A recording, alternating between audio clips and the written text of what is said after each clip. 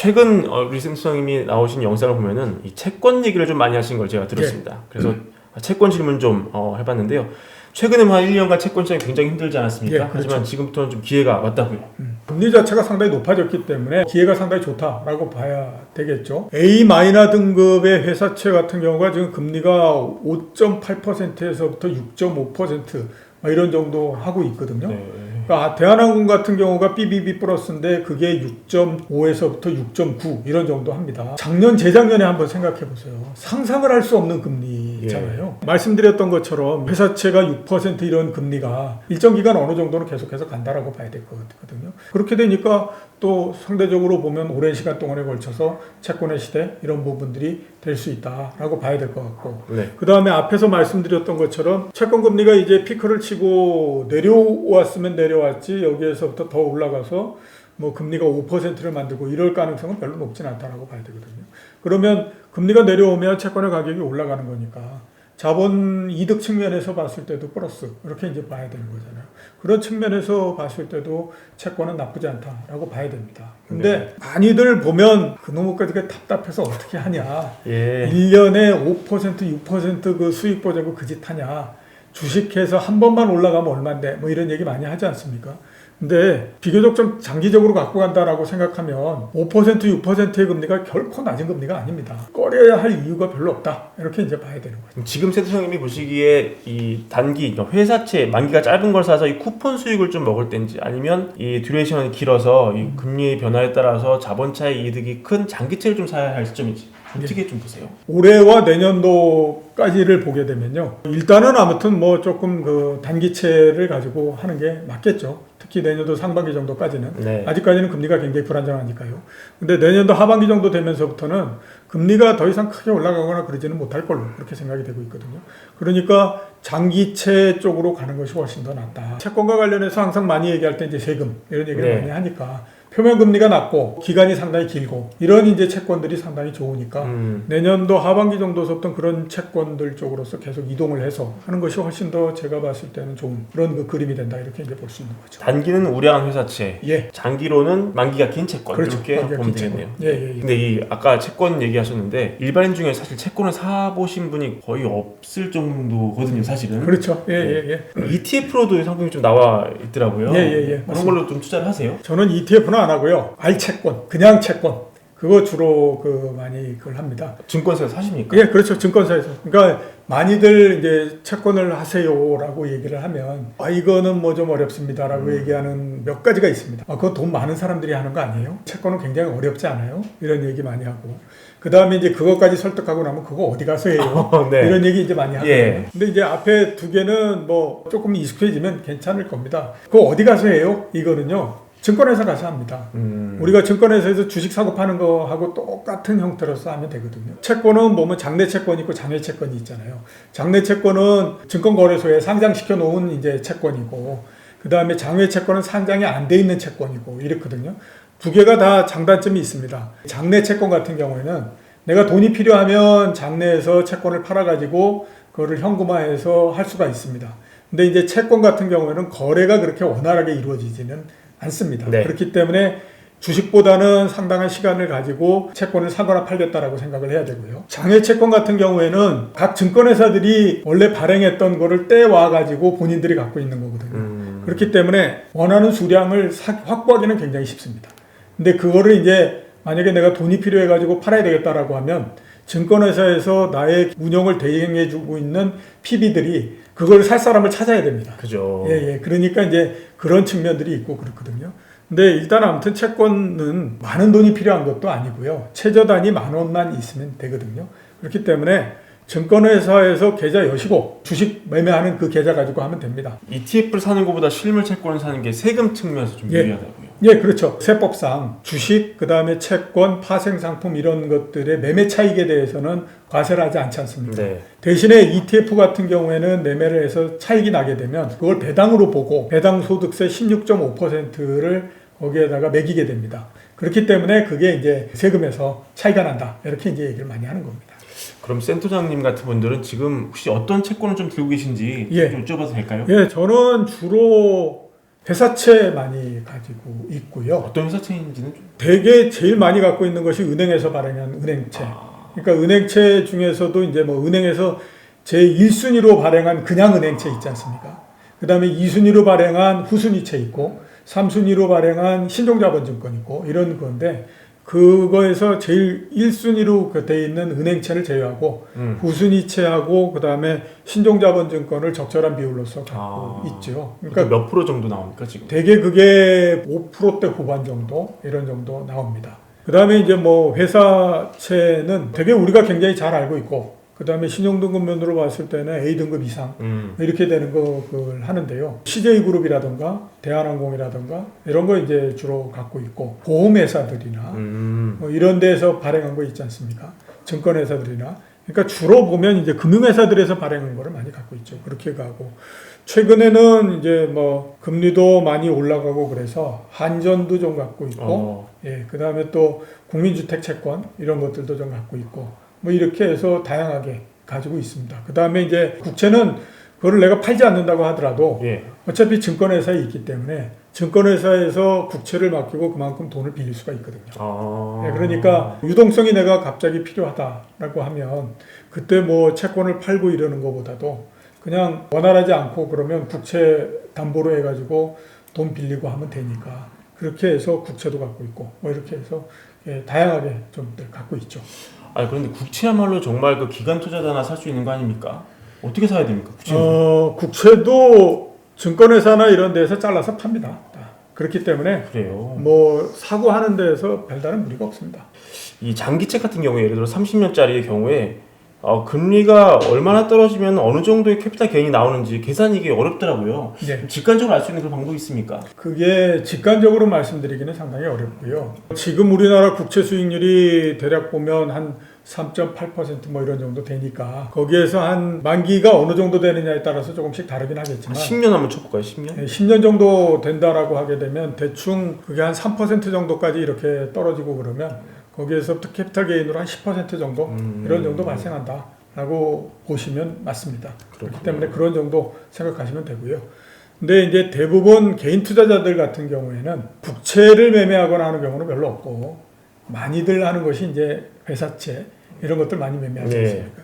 근데 개인 투자자들은 대개 만기까지 갖고 가는 경우가 굉장히 많고요. 중간에 팔아가지고 캐피탈 게인을 하거나 이런 경우는 특별한 경우가 아니고는 잘 하거나 그러지는 않습니다. 네. 저 같은 경우에도 상당히 오랜 시간 동안을 걸쳐서 채권을 매매하고 했었는데 중간에 채권을 매도하고 했던 경우는 그렇게 많지는 않았던 것 같아요. 옛날에 금융위기가 나고 그때의 외환은행 채권이 10%까지 올라간 적이 있었거든요. 야, 우리나라 외환위기 때도 은행은 망가지지 않았는데 지금 뭐 이게 뭐 그 하겠냐 해가지고 그때 샀었는데 그게 나중에 가니까 뭐 한 5% 막 이렇게 내려오더라고요. 그때 정도 한번 매매를 했던 거 정도였고 현대캐피탈, 현대카드 이런 데에서 7.5%씩 막 이렇게 발행을 했던 적이 있었습니다. 그때가 한 2010년도, 11년도 이런 때 정도였었는데 그때 그거를 하고 그 다음에 금리가 상당히 떨어져서 특별히 돈이 좀 필요한 때가 있어서 그걸 매도하고 했던 거 이외에는 거의 대부분 보면 그냥 만기가 될 때까지 그냥 끼고 가고 거기에서부터 나오는 이자 가지고 아무튼 뭘 하고 이런 경우가 굉장히 많지 않나라는 생각이 들어요. 지금 갖고 계신 채권은 거의 만기까지 보유하시겠네요. 네, 그렇죠. 특별한 일이 없는 한 거의 만기까지 간다. 작년도 같은 때에 금리가 굉장히 낮을 때에 샀던 거 있지 않습니까? 채권 가격이 떨어져가지고 마이너스가 되고 막 이렇게 가거든요. 그럼 뭐 저는 신경 쓰지 않습니다. 왜냐하면 뭐 어차피 만기 되면 뭐 이렇게 그 하나 저렇게 그 하나 만기 그 했을 때에 뭐 만기 수익률로서 그걸 할 텐데 그러면 자동적으로 뭐 지금 9,000원인 게 10,000원이 될 테니까. 그죠. 그때까지 뭐 이자 받으면서 가지 뭘 그렇게 뭐 골치 아프게 생각해 이렇게 가기 때문에 뭐 특별하게 하지 않고 저는 그렇게 생각하고 있습니다. 그렇군요. 제가 회사를 은퇴한 게 한 3년 반 이런 정도 벌써 그렇게 됐습니까? 예. 그 동안에 계속해서 살았던 게 채권 이자 나오는 거 가지고 애들 유학비도 보내고 유학비를 보냈어요. 그걸로? 그렇게 해서 제가 채권 투자를 많이 권하고 연세가 드신 분들한테 많이 권하고 하는 가장 큰 이유는 회사를 다니던 사람들이 회사를 그만두게 되면요. 제일 공포스러운 게 뭐냐면 회사를 다닐 때는 매달마다 일정하게 어느 정도씩의 돈이 나한테 들어오잖아요. 근데 그게 갑자기 없어지는 거거든요. 그러니까 그거에 대한 공포가 굉장히 큽니다. 이게 도대체 그거거든요. 근데 채권을 하게 되면 회사채를 만약에 내가 투자를 한다. 그러면 내가 가지고 있는 돈을 3등분 해가지고 1월에 만기가 되는 거에 3분의 1, 2월에 만기가 되는 거에 3분의 1, 3월에 만기가 되는 거에 3분의 1 이런 형태로서 하면 회사채 같은 경우에는 분기에 한 번씩 이자가 나오거든요. 그죠. 그러니까 1월 달에 이자 나온 게 있고 그 다음에 2월 달에 이자 나온 게 있고 3월 달에 이자 나온 게 있고 4월 달 되면 1월 달에 다시 나오고 이런 형태가 되는 겁니다. 그러니까 매달마다 또 일정한 액수의 이자가 계속해서 나오게 되는 거죠. 그렇게 되면 이거를 한 뭐 몇 개월 정도 경험을 하면 이게 월급을 똑같이 받는 것과 똑같은 형태로서 지금 나한테 수익이 발생을 하고 있구나.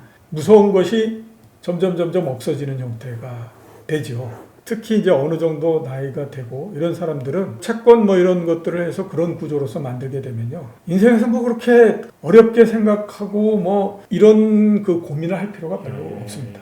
아니, 현역 때 주식을 주로 하지 않으신 이유가 뭐 어떤 내부 규율 때문이었습니까? 아니면 본인 성향 때문이었습니까? 모두 다라고 봐야 되죠. 내부 규율과 관련해서는 옛날에는 증권회사 직원들이 주식 투자를 못하게 했었잖아요. 근데 그거를 무슨 뭐 규정을 어겨가면서 뭐 이렇게 그게 너무 구차해 보이더라고요. 그래서 일단 그때는 안 했고, 그 다음에 이제 제가 집 자체가 주식 시장을 전망하고 하는 것이 제 직이니까. 그죠. 주식을 갖고 있는 상태에서 주식 시장을 전망하게 되면요. 일정하게 오리엔트 될 수밖에 없습니다. 왠지 모르지만 주가는 올라갈 것 같아. 뭐 이런 이제 형태가 되는 거죠. 지금 우리나라에서 주가 전망하는 사람들의 굉장히 많은 사람들을 보면 거의 대부분 주가는 다 올라간다 쪽으로서 다 그거 하잖아요. 그건 포지션이 있기 때문인가? 네, 그건 왜 그러냐면 본인들이 증권과 관련한 유관한 업무를 하고 있기 때문에 그런 거죠.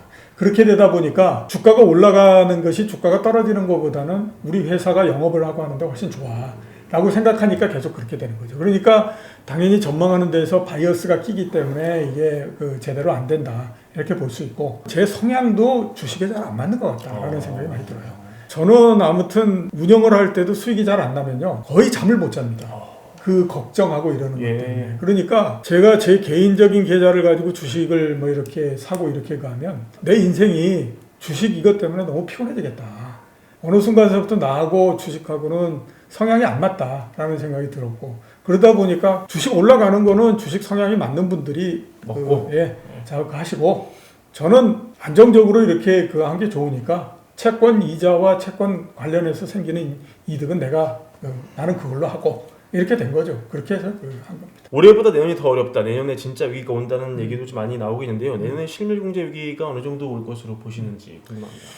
작년도 7월, 8월 이럴 때 주식시장을 전망하는 사람들이 거의 대부분들 다 이제 시간이 지나면 대한민국 주식시장의 코스피는 4천이 되고요, 5천이 되고요 이런 얘기 많이 하지 않았습니까? 그때 저는 왜 저러지? 진짜 그런 거야? 내가 생각할 때는 안 그런 것 같은데? 이런 생각을 했었거든요. 다 후배들이시잖아요. 네, 그렇죠. 그때 유일하게 저와 같이 그거 아닌 것 같습니다 라고 얘기했던 게 이제 김영익 교수님. 그 다음에 지금은 또 보면 모두 다가 무슨 뭐 내년도에 위기가 발생하고요 막 이러면서 그거 합니다. 지금은 또 제가 보면 왜들 저러지 도대체? 이런 생각이 굉장히 많이 들거든요. 우선 이제 보면 내년도에 위기가 발생할 거다라는 얘기 굉장히 많이 합니다. 자, 그럴 수 있습니다. 근데 그게 현재로서는 확정되어 있는 건 아니지 않습니까? 내년도에 경기가 어느 정도 둔화된다라고 하는 건 맞아요. 그리고 그런 가정하에서 그 전망을 하고 그에 따라서 주식을 매매하고 하는 건 맞습니다. 근데 내년도에 위기가 발생한다 라고 하는 거는, 위기라고 하는 것 자체는 굉장히 비정상적인 형태의 그 움직임이잖아요. 그 가정하에서 주식을 전망하고 하는 거는 비정상을 놓고 그거에 따라서 전망을 하는 거예요. 그거는 너무 큰 바이어스를 주식시장에서 넣는 겁니다. 그러니까 제발 그 위기가 발생한다라고 하는 얘기를 하면서 주식시장을 이렇게 된다 저렇게 된다라고 하는 거를 전망할 필요는 없다라고 하는 겁니다. 자, 내년도에 위기가 하느냐 안 하느냐 할 수도 있고 안 할 수도 있죠. 근데 지금 보면 우리나라의 내년도 경제 전망이 1.7% 정도 성장한다 얘기를 합니다. 미국 같은 경우에 1.1% 이렇게 성장한다고 전망합니다. 만약에 그 전망이 맞다라고 하면요. 내년도 주식시장은 나쁘지 않습니다. 우리나라 주식시장은 내년도의 경제가 마이너스 2, 3% 정도까지 된다. 세계 경제에서 선진국 같은 경우에는 마이너스 5%까지 내려간다. 라고 하는 전망 하에서 움직였던 거거든요. 그렇기 때문에 저는 그렇게 뭐 1% 성장한다 이런 거 나온 숫자 그렇게 발표한 거 봤을 때 그때 그 생각을 했거든요. 이 정도 나오면 내년도 주식시장은 최소한 떨어지지는 않는다. 저는 그렇게 봅니다. 내년에 그럼 이런 업종이 좀 유망해 보인다. 이런 조언도 좀 부탁드려도 될까요? 일단 내년서부터는요. 주가는 그렇게 크게 올라가지 못합니다. 내년도는 한 해 내내 제가 봤을 때 박스권을 벗어나지 못합니다. 많이 내려가면 뭐 한 2150 뭐 이런 정도 되고 적게 내려가게 되면 뭐 한 2250 내지 2300 올라가는 것도 많이 올라간다고 해봐야 2500을 넘기도 그렇게 쉽지 않은 그런 상태에서 박스권을 만들면서 옆으로 쭉 기어가는 그런 그 형태가 되거든요. 우선 아무튼 경기도 안 좋고 기업 실적도 안 좋고 그런 상태에서 주가가 계속해서 올라가기는 어려운 거니까 그게 이제 상단을 아무튼 제어한다라고 봐야 되고요. 네. 하단은 이미 상당히 내려올 만큼 또 내려왔으니까 그에 따라서 보면 추가적인 하락 이 부분도 그렇게 크지 않다라고 봐야 되겠죠. 이 사이에서 세상이 변하는 것을 대변하는 주식들 이런 것들은 주가가 뭐 2배, 3배 뭐 이런 정도씩 계속 올라가고 네. 이러는 것들이 끊임없이 계속해서 나오는 형태가 될 거다라는 생각이 듭니다. 그러니까 철저하게 개별적인 종목별로서 움직인다라고 봐야 될 것 같거든요. 지수 ETF를 할 시점은 아니네요. 그러면. 예, 그렇죠. 그래서 종목별로 봤을 때는 지금 이제 많이 얘기되고 있는 것이 뭐 2차 전지도 있고 네. 그다음에 로봇 관련주도 있고 뭐 이런 것들이지 않습니까? 지금 전망대로다라고 하면 2030년이 되기 전에 반도체 시장보다도 2차 전지 시장이 훨씬 더 커지는 거거든요. 주로 성장과 관련한 쪽으로서 투자하는 게 맞죠. 지금 시점에서 전반적인 투자 계획은 이렇게 한번 설계해봐라. 큰 그림에서 조언 한번 마지막으로 부탁드리겠습니다. 나는 아무튼 적극적으로 투자를 해가지고 수익을 좀 내야 되겠다라고 생각하시면은요. 주가가 한 2200대로 들어오면 그러니까 네. 뭐 2290, 2250 뭐 이렇게 그때 주저하지 마시고 주식을 사셔야 됩니다. 이번 같은 경우에 보면 뭐 2150 이렇게 떨어지니까 2000이 깨지는 건 당연한 네. 거고 환율과 코스피가 크로스가 됩니다. 뭐 이런 얘기 하지 않습니까? 예. 그런 얘기 할 때 쓸데없는 얘기다 생각하시고 주식을 그때 사셔야 될 것 같고요. 성장과 관련한 주식들로서 일단 가시는 게 좋습니다. 그러면 많이 올라가면 뭐 3, 4배 정도씩 막 올라가고 하니까 그게 좋고요. 그 다음에 이제 나는 아무튼 뭐 주식에서 일정한 수익 정도만 얻고 싶다라고 하시게 되면요. 우리나라를 대표하는 큰 주식들 그런 주가까지 오겠어? 라고 하지만 이번 같은 경우에도 보면 참 이렇게까지 떨어지는구나 라고 하는 정도까지도 내려가잖아요. 예. 그러니까 뭐 삼성전자가 51,000원 막 이렇게도 가고 하지 않습니까? 그런 정도가 될 때까지를 기다려가지고 하시면 됩니다. 이것도 저것도 다 피곤하고 네. 어차피 내년도에 뭐 그렇게 주가가 많이 올라가는 것도 아니고 내가 개별적인 종목을 선택해가지고 그게 맞을지 안 맞을지 어떻게 아니. 이렇게 해서 나는 그런 거 다 골치 아파서 싫다라고 하면 채권 투자하시면 좋죠. 알겠습니다. 자, 오늘 이종호 센터장님 모시고 말씀 나눠봤고요. 다음 기회에 제가 또 열심히 졸라가지고 다시 또 모시도록 하겠습니다. 오늘 나와주셔서 감사합니다. 예, 감사합니다.